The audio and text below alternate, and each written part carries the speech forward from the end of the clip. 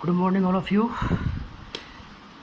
Last time we finished the chapter 4 of 12th class chemistry, chemical kinetics, और हमने उसके numericals भी discuss कर लिए थे. Now today we will discuss about the next chapter, unit 5, which name is surface chemistry. Surface chemistry, इसके बच्चे नाम से ही आपको मालूम चल रहा है कि सरफेस केमिस्ट्री यानी कि एक ब्रांच होती है केमिस्ट्री की, जिसमें हम क्या स्टडी करते हैं, जो सरफेस पर फिनोमेना होती हैं उनके बारे में स्टडी करते हैं. उसको बोलते हैं हम सरफेस केमिस्ट्री. अब सरफेस पे कौन सी फिनोमेना होगी, जैसे कि आपकी एडजॉर्प्शन है, कैटालाइसिस है, तो वो होती है सरफेस केमिस्ट्री. यानी कि जो सरफेस केमिस्ट्री है वो ब्रांच है केमिस्ट्री की, जिसमें हम क्या स्टडी करते हैं, जो सरफेस फिनोमेना है उनके बारे में हम स्टडी करते हैं. अब सरफेस फिनोमेना क्या होगी कि जो एडजॉर्प्शन है, कैटालाइसिस है. अंडरस्टैंड. अब इसमें एक आपकी जो नेक्स्ट जो बात आती है वो है इंटरफेस की, क्योंकि ये जो आपकी एडजॉर्प्शन है इसमें जो पार्ट आएगा आपके एडजॉर्प्शन का वो इंटरफेस फिनोमेना होती है. तो क्या है ये इंटरफेस, कि the surface where two phases meets is called interface. कि यानी कि वो सरफेस जहाँ पर दो आपके phase solid liquid liquid gas meet करते हैं तो उसको बोलते हैं हम क्या, इंटरफेस. और इसको हम किससे करते हैं डिनोट, हाइफन या स्लैश के द्वारा. ये स्लैश के द्वारा या हाइफन द्वारा. तो सॉलिड और लिक्विड आपकी दो फेज हैं, तो दोनों को हम कैसे करेंगे डिनोट, या तो स्लैश द्वारा या फिर हाइफन द्वारा. ठीक है. तो इसके बाद यहाँ एक नोट डाल लें आप कि no interface exist between gases, यानी कि दो गैसों के बीच में कोई इंटरफेस एग्जिस्ट नहीं करता है, क्योंकि वो जो दोनों गैस हैं वो क्या होती है, कम्प्लीटली मिक्सिबल, घुल जाती है वो. ठीक है. तो ये था आपका इंटरफेस. इंटरफेस क्या है, जहाँ पर दो सरफेस आपस में मिलती हैं, दो फेज आपस में मिलते हैं, उसको बोलते हैं इंटरफेस. किससे करते हैं इसको डिनोट हम, स्लैश या हाइफन के द्वारा, स्लैश या हाइफन के द्वारा. ठीक है. सॉलिड लिक्विड हो गया, सॉलिड लिक्विड हो गया, तो ये लिक्विड गैस हो गया. ठीक है. और गैस अगर दो गैस आ जाए तो उनके बीच में कोई इंटरफेस एग्जिस्ट नहीं करेगा. ठीक है, because they are dissolve each other. Then the next topic is adsorption. बहुत ही इंपॉर्टेंट टॉपिक है आपका एडजॉर्प्शन.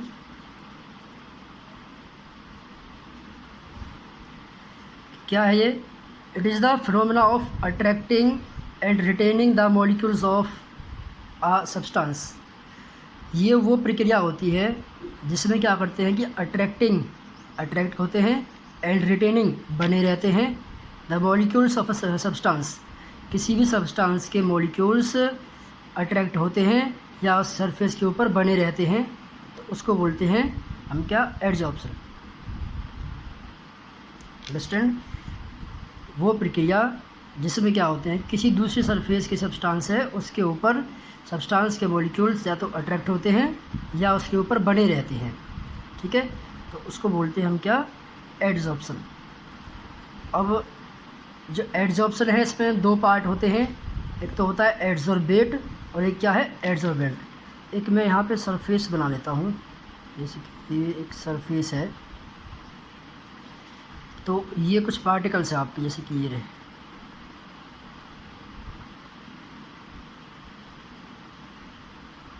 कुछ पार्टिकल्स हैं.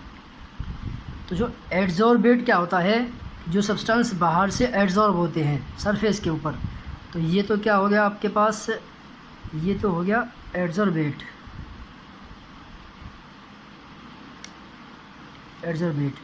और जिस सरफेस के ऊपर होते हैं तो वो क्या होगा आपका, एडजॉर्बेंट. तो मैंने लिख दिया यहाँ पे एडजॉर्बेट क्या है, जो चिपकता है, जो मतलब बाहर से आके सब्सटेंस उसके ऊपर चिपकता है वो होता है एडजॉर्बेट, और जिस पर चिपकता है वो होता है एडजॉर्बेंट. तो आपको आई होप समझ में आ गया होगा एडजॉर्प्शन. तो एडजॉर्प्शन क्या होती है कि ये फिनोमेना कि जिस पे जो सब्सटेंस के जो मॉलिक्यूल रहते हैं वो अट्रैक्ट होते हैं या रिटेन रहते हैं उसके ऊपर, सरफेस के ऊपर। ठीक है, सरफेस क्या होगी, किसी दूसरे सब्सटेंस की सरफेस होगी, तो उसको बोलते हैं हम एडजॉर्प्शन। दो पार्ट थे इसमें, एक तो एडजॉर्बेट और एक एडजॉर्बेंट। ठीक है, एडजॉर्बेट क्या होता है, जो चिपकता है सब्सटेंस, और जिस पर चिपकता है वो एडजॉर्बेंट। इनको हम डिफाइन करेंगे, एडजॉर्बेट को और एडजॉर्बेंट को। एडजॉर्बेट क्या होता है, substance which is being adsorb on the surface of another substance is called adsorbate. यानी कि वो पदार्थ जो किसी भी सब्सटेंस का, या जो वो पदार्थ जो किसी भी सरफेस के ऊपर जाके एडजॉर्ब हो जाता है, चिपक जाता है। ठीक है, किसी दूसरे सब्सटेंस के ऊपर, तो उसको बोलते हैं एडजॉर्बेट। और एडजॉर्बेंट क्या होता है कि वो substance on which surface of which adsorption taking place, और जिस सब्सटेंस की सरफेस के ऊपर एडजॉर्प्शन टेक प्लेस करती है वो होता है एडजॉर्बेंट। तो मैंने आपको एग्जांपल दिया कि इसका ये कोई आपकी सरफेस है, इस सरफेस के ऊपर जो पार्टिकल्स आएंगे बाहर से तो चिपकेंगे इसके ऊपर, वो तो है एडजॉर्बेट। अब जिस सरफेस के ऊपर वो सब्सटेंस चिपकेगा जाके, तो उसको बोलते हैं हम एडजॉर्बेंट। ठीक है, जिस पर एडजॉर्प्शन होती है वो होता है एडजॉर्बेंट। अभी इसमें एग्जांपल इसके ध्यान रख लें आप कि चारकोल है, सिलिका जेल है, एल्यूमिना जेल है, क्ले है, ये क्या होते हैं, etcetera, act as a good adsorbent. कैसे काम करते हैं ये, like as a good adsorbent. ठीक है, एडजॉर्बेंट का मतलब सोखना, कि जो किसी भी सब्सटेंस को अपने अंदर सोख लेता है। ठीक है, और जो आप ध्यान रखें कि जो एडजॉर्प्शन है वो एक आपकी सरफेस फिनोमेना है। इसमें दो वर्ड होते हैं, एक तो है एडजॉर्प्शन और एक है एबजॉर्प्शन, AB। ये है AD एडजॉर्प्शन, और एक होता है एबजॉर्प्शन। तो जो एडजॉर्प्शन है वो तो आपकी सरफेस फिनोमेना है, बट जो एबजॉर्प्शन है ABSOR, तो जो एब्जॉर्प्शन है वो बल्क फिनोमेना है। कैसी है, बल्क फिनोमेना। ठीक है, तो एक आपको सिंपल एग्जांपल देता हूँ मैं एडजॉर्प्शन और एब्जॉर्प्शन का। एक आपने चौक अगर आप लेते हो, चौक को अगर आप किसी इंक में, जो स्याही होती है उसमें डिप करते हो, तो स्याही में डिप करने पर क्या होगा कि आपने देखा होगा कि जो इंक पार्टिकल्स हैं वो जो सरफेस है, सरफेस ऑफ चौक, उसके ऊपर चले जाते हैं मॉलिक्यूल्स इंक के। तो जब पार्टिकल्स आपके सरफेस के ऊपर रहेंगे, जैसे ही आप उस चौक को तोड़ोगे आप देखोगे कि जो अंदर से जो चौक था वो वाइट है, यानी कि जो पार्टिकल्स थे इंक के वो कहाँ पर चले गए थे, चौक की सरफेस के ऊपर। तो ये क्या है, आपकी एडजॉर्प्शन। ठीक है, और एब्जॉर्प्शन क्या होगा, अगर आप भाई कॉटन को डिप करते हो, तो कॉटन को डिप करने से क्या होगा इंक में, तो जो सारे पार्टिकल्स हैं मॉलिक्यूल्स के वो उसके अंदर तक पहुंच जाएंगे, तो वो होती है एब्जॉर्प्शन। इसे क्या बोलते हैं हम, एब्जॉर्प्शन। तो ये दो पॉइंट थे आपके, एक तो एब्जॉर्प्शन और एक एब्जॉर्प्शन। आप ध्यान रखें, एब्जॉर्प्शन क्या होती है, ये आपकी सरफेस फिनोमेना है, और जो एब्जॉर्प्शन है वो आपकी बल्क फिनोमेना है।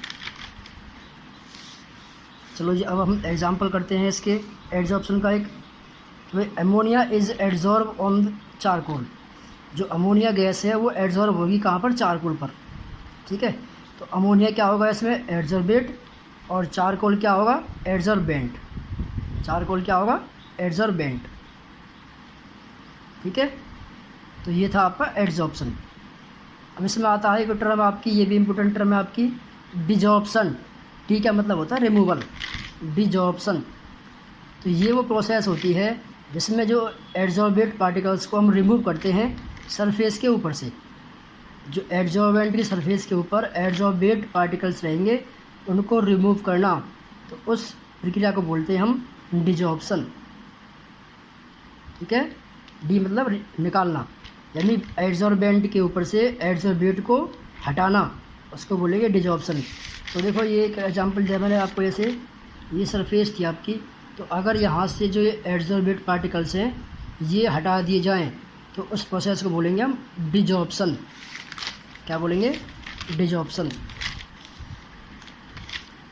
तो ये कब होगी ये फिनोमेना कि जो एडजॉर्बेट पार्टिकल्स हैं उनको हम कैसे हटाएंगे, उनको हम by heating and reducing the pressure, या तो हम उसको हीट करें या उसका जो प्रेशर है वो कम कर दें, तो उससे क्या होगा कि जो एडजॉर्बेट है वो एडजॉर्बेंट से हट जाएगा, रिमूव हो जाएगा। अब नेक्स्ट आपका आती है टर्म ऑक्लूजन। ऑक्लूजन क्या है? The adsorption of gases on the surface of metal. अगर सरफेस की मेटल के ऊपर गैसों का एड्जॉर्ब होना उनको बोलते हैं हम ऑक्लूजन। क्या बोलेंगे? ऑक्लूजन। अंडरस्टैंड? तो ये दो टर्म थे आपकी, डिजॉर्प्शन और ऑक्लूजन। ऑक्लूजन क्या है कि अगर मेटल की जो यहाँ सरफेस थी आपकी, आगे अगर ये सरफेस किसकी हो? मेटल की, और इसके ऊपर गैस एड्जॉर्ब हो तो उसको बोलेंगे हम क्या? ऑक्लूजन। क्या बोलेंगे? ऑक्लूजन। अब नेक्स्ट आपका आता है एड्जॉर्प्शन इन एक्शन। तो जो एड्जॉर्प्शन है वो कैसे काम करता है, कैसे हम उसको देख सकते हैं कि वो कैसे वर्क करता है एड्जॉर्प्शन। तो देखिए, अगर आपकी जैसे कि कोई गैस है, जैसे कि आपकी गैस लाइक ऑक्सीजन है, हाइड्रोजन है, कार्बन मोनोऑक्साइड है, क्लोरीन है और अमोनिया है। अगर इन गैसों को हम लेते हैं किसी भी क्लोज वेसल में, किसी बंद बर्तन में लेते हैं, और उसमें क्या होता है? कंटेनिंग पाउडर्ड चारकोल, और उसके अंदर हम चारकोल लेते हैं पाउडर फॉर्म में। ठीक है, कोई बंद बर्तन है, उसके अंदर क्या चारकोल भरा हुआ है, उसमें हमने क्या कर दिया? उसमें हमने कोई भी gas, oxygen, hydrogen, carbon monoxide, Cl2